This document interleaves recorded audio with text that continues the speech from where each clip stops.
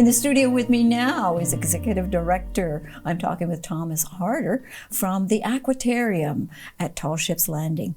So you have some exciting things happening down there, don't you, Thomas?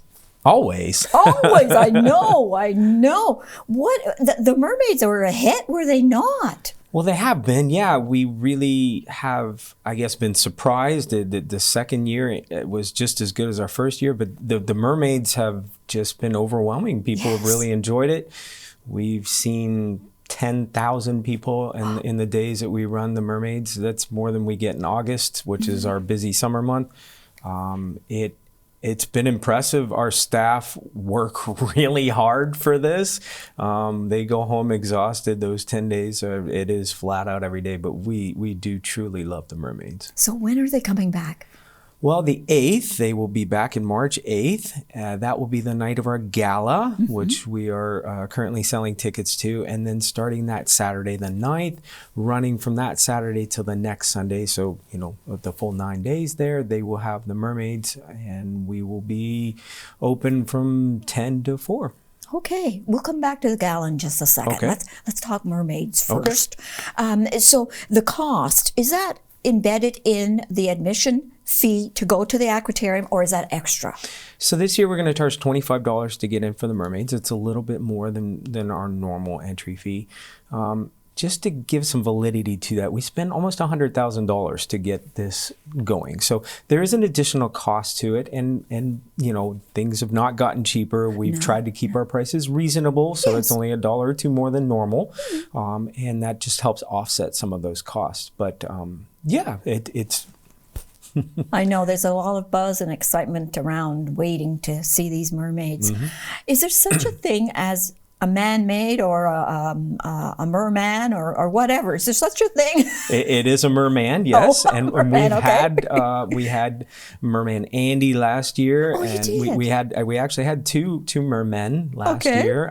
So they are, I would say, just as popular as the mermaids, and they are very talented, very lovely to look at, and it's a good time. Like I think it's really cool. I think it's kind of neat too. I didn't realize that there were men out there that were mermaids. Well, whatever they are, whatever they are.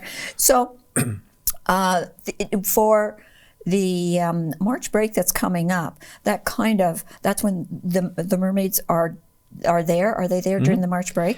Do you have a program that's running specifically for, or is that the program, the mermaids and the Right. So our March Mermaid Spectacular, that's what it is? Okay. will right. run during. It's concurrent with the UCDSB's March break. So most of the other school districts in the region follow that same. Quebec generally is a week earlier, but that one 10-day stretch from weekend to weekend, that is what we will do. So we'll still have our exhibits, will still be active and alive, and you can still come in and do those, but we'll have so many other supplementary things in there. We'll have a mermaid marketplace where there's all kinds of different things to do and shop, and mermaid paraphernalia, and you've got hopefully some tattoos or face painting and all kinds of fun things that we can do there. We'll have the meet and greet with the mermaid. We'll have underwater experiences, and then in the theater we'll also have some different small productions that'll go on in different, I think we have 3 or 4 different short productions or presentations that'll go. So from meet and greets, some of them singing, so there's various things, and we're still working on all the details on that. But so there's lots of opportunities. We probably will have some story time in the library with a mermaid, so there's lots of opportunities to see the mermaids. We'll have the dive exhibit on the first floor that you can see them in, and then in between in the theater, those productions that we have, again, don't look for a long, drawn-out Disney spectacular, but they will be shorter productions. We'll have the mermaids swimming in those aquariums as well. So there's lots and lots of opportunities to see mermaids and mermen, and we just want to make sure that everybody that's there gets an opportunity to see all of those things. What's it like when you see little girls and little boys going up to a mermaid and starting to ask questions? Do their eyes just go wide? It starts when they walk in the door. It is, and we try to make the Aquatarium an interactive experience. That has always been our goal.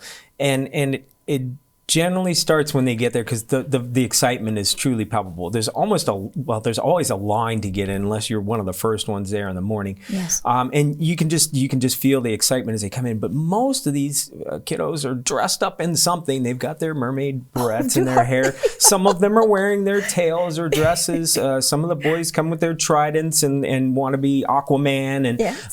so you just have it. It's almost a theatrical feeling to this, and it is truly fun to watch them.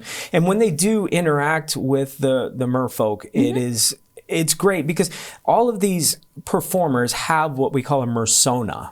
So that's their personality that goes along with their costume, and it's their story. Yes. And most of them have an ecological story to go along with it. So they're trying to promote ecology and conservation, and to encourage, recycling or non-pollution for the environment. So, there's an educational component to it as well, albeit a bit of a stretch sometimes, but there certainly does it spurs young ones to start thinking about those things. Yeah. Which is good. Yeah. And a treat to see these youngsters, coming up to one of the mermaids or mermaids and start talking about it, and maybe poking. It does, yeah. They try to touch the tails, so. And yes, for sure. I saw, I think it was, I don't know if it was on your site, if it was on Facebook, but I think it was Brock and Oliver and playing in snow. That's right. So you brought in snow just for them? Yeah, and that's a lot of work, because we're third floor, and then they've got to carry it upstairs and get it into that exhibit, and that is another group of very dedicated staff. So they are outside on the ground, shoveling into buckets. They're hauling it up to the third floor in the elevator, and then they're walking it across the building, carrying it upstairs and dumping it in the exhibit. And it's obviously short-lived, but the otters go gaga for it. I mean, it's so funny. Yeah. They'll slide in it, and they'll toss in it, and they roll on their backs, and it is, if you haven't seen it, that video is well worth watching. And we have a couple of them been out. Last year we did it as well, and it's playful, it's joyful, it just makes everybody smile when they see it. So it's a lot of fun. Entertaining. It is. Let's talk gala now. Okay. So the date again is? The 8th of March. And what time? We're still working that out, but I believe it's around 5:30. Okay. So we haven't quite settled, but I'm pretty sure it's 5:30. Okay, so please tell us what you can tell us. Sure. So the gala will be, again, a casino theme, which we did last year. We'd like to have it formal, although we're not going to throw anybody out if they don't come in tux and tails. Right. We will have mermaids there as well. So some of them would be swimming. Some of them may be dealing at your casino tables. Okay. We would like to have a silent auction. And we'll have a big band as well. So we have an 8-piece big band. And that group has been there a number of times with us. And James McKenzie leads that group. And it is, it's a really good, like, big band music to me is, I don't know, it just goes along with that whole theme and the vibe, and you've got the mermaids, and it's a very, we want to say, classy event, and we encourage people to come out. It is a little expensive, but part of the proceeds of that, so 50% of the proceeds of that, are going to help support the feeding and care of the animals at the Aquatarium. Yes. So we are a registered zoo. We are a registered charity.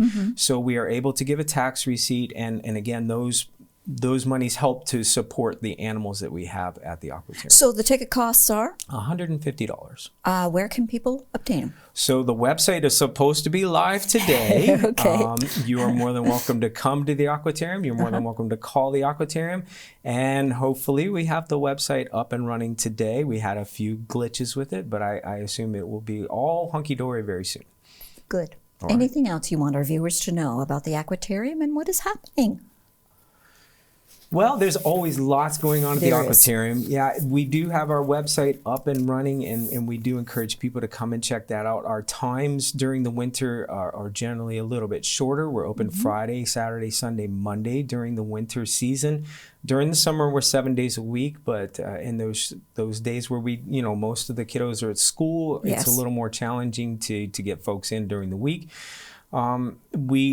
We have a good number of camps that are available for local kids that they can come in. It's March Break Week. We actually have a camp as well. So if you're looking for Good. something for your little one to do during March Break Nice. Week, we have camps. So there's always lots and lots of things to do there. There is indeed.